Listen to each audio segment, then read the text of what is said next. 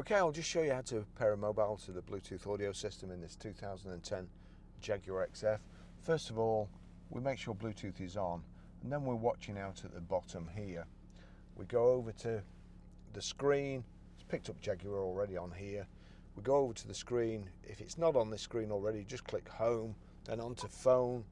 There's nothing paired, so it's asking me, would you like to search for a new phone now? Yes. Barry's iPhone not paired, pair and dock. So we've got Jaguar there, we click pair and dock. It's saying 0960 0960 pair. Allow contacts and favourites to sync, allow. Let's see, is it already Jaguar there? We'll just wait for that to connect. Jaguar connected, phone docked. That's it. It's as easy as that.